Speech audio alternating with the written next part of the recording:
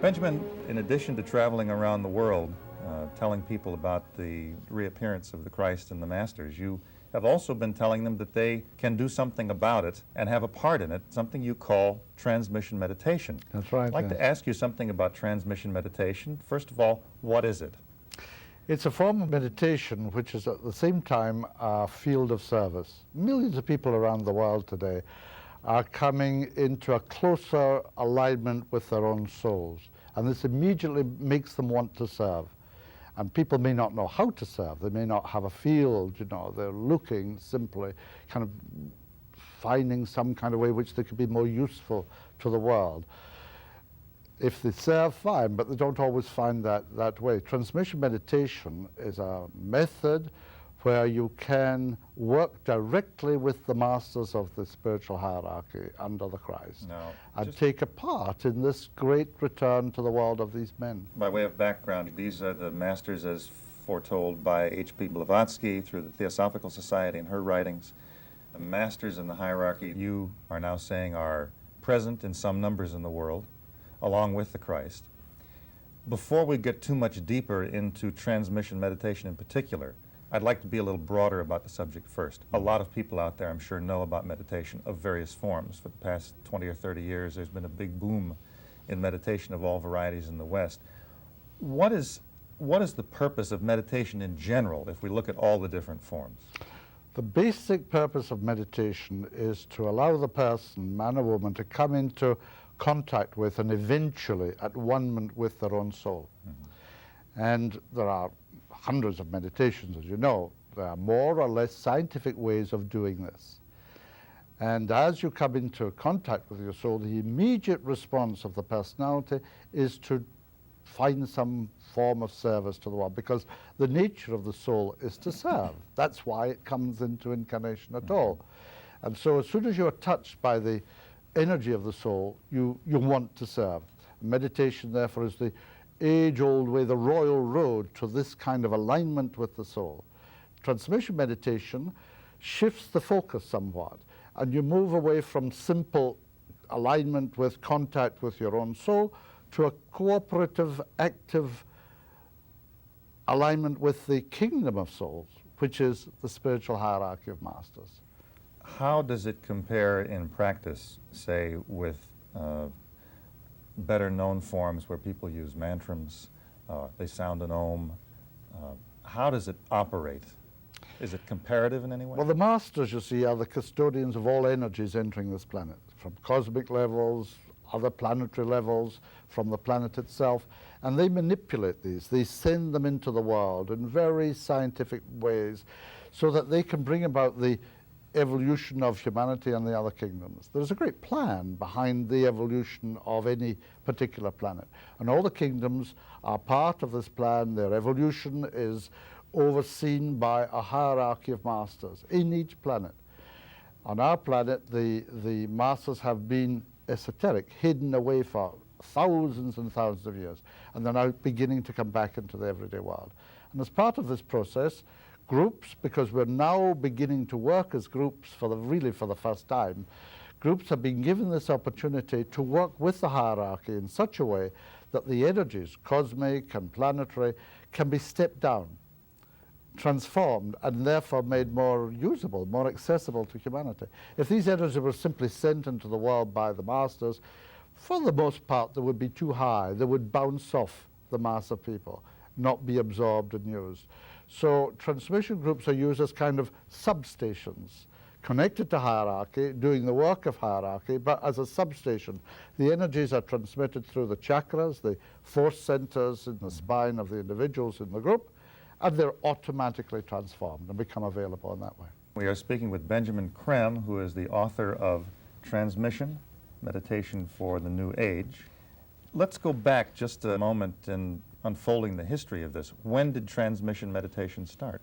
Well, transmission meditation is given to the world through my master, with whom I've been in touch for very many years, since 1959. Mm-hmm. And in 1974, he asked me to form a group in London, where I live.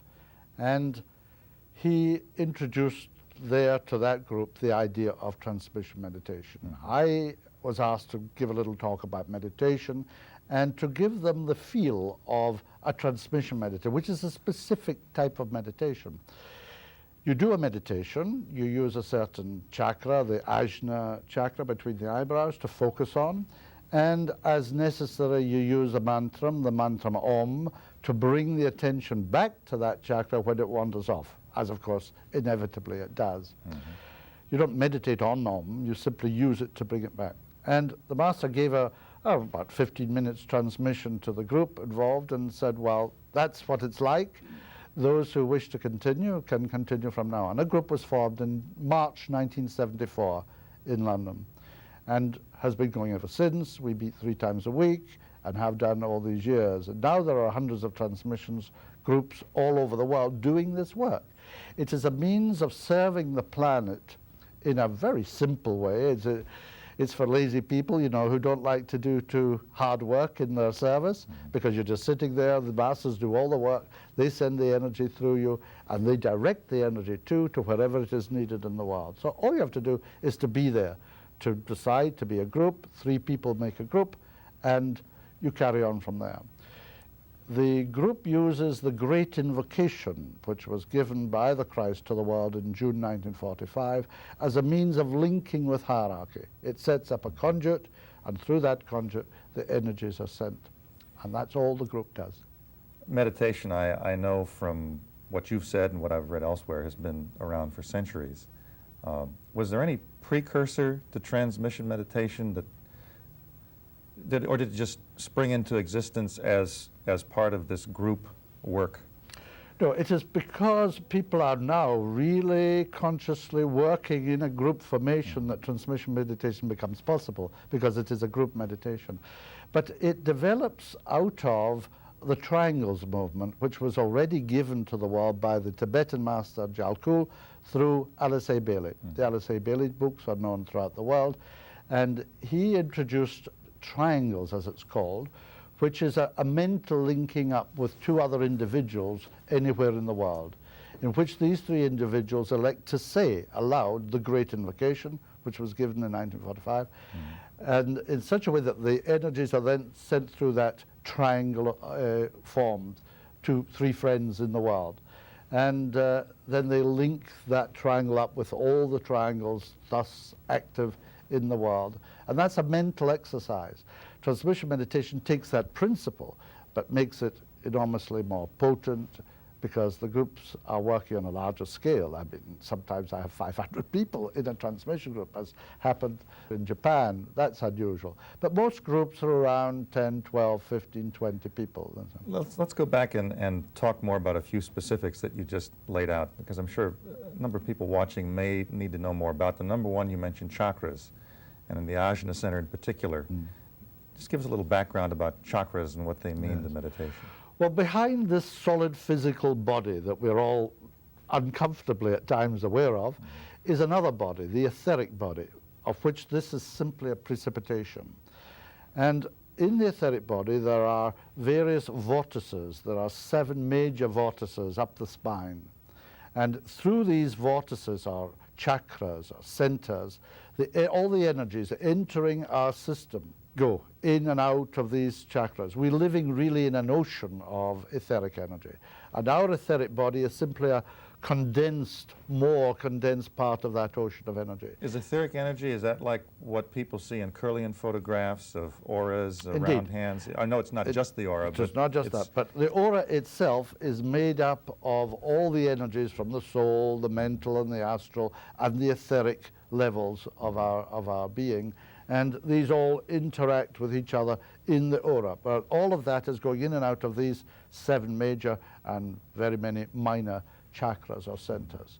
These are the basic organizing organs of energy distribution in the physical body. Each of these chakras or centers is connected with one of the major endocrine glands. And the endocrine system receives its energy and its balance functioning from the balance functioning of the chakras in the etheric body. So what's the reason for focusing in the Ajna Center during transmission? The Ajna Center is the directive center and eventually becomes the synthesizer of all the energies below it, from the base chakra up to this point here. And it's safe for people to use that center to meditate on. So they turn their attention to it, hold it there, and as it wanders off and they notice it has done, they think, not aloud, but think Om, and it automatically comes back to that. That forms an alignment, you see, between the physical brain and the soul. And the energies are really being sent from the soul level. In fact, to be specific, the Buddhic level. It's the second level of the spiritual triad. That's in above soul. the mental level. Above the mental level, yeah. Is the Ajna Center generally a good place to put attention for any kind of meditation? Indeed, this brings about, gradually, brings about mental polarization. Most people are astrally polarized. They're working all the time, basically from the solar plexus.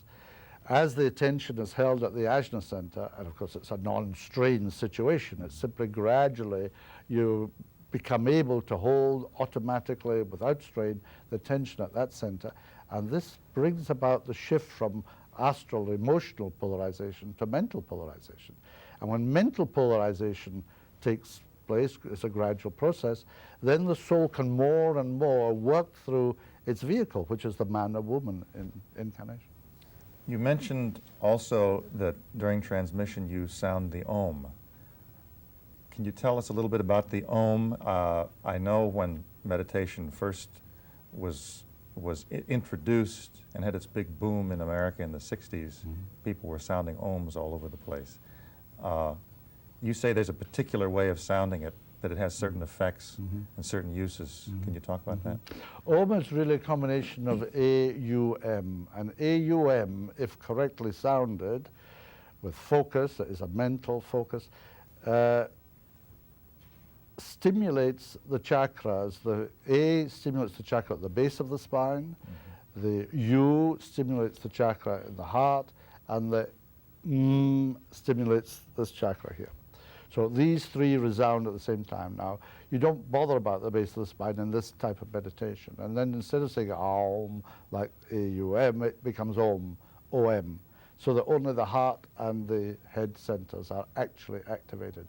Now, Om is a combination of all possible mantras. All sounds together are synthesized in the Om. Out of A-U-M, every single mantra that you could possibly think of or has been organized and become a potent sound has come from that combination of A-U-M. So it is called the name of God. It is the word, the initiating sound that can bring into manifestation whatever from the scientific knowledge of mantra you wish to create. Om is an Eastern word. Does it have anything to do with Amen in the West? Oh, indeed, yeah. Amen comes from Om.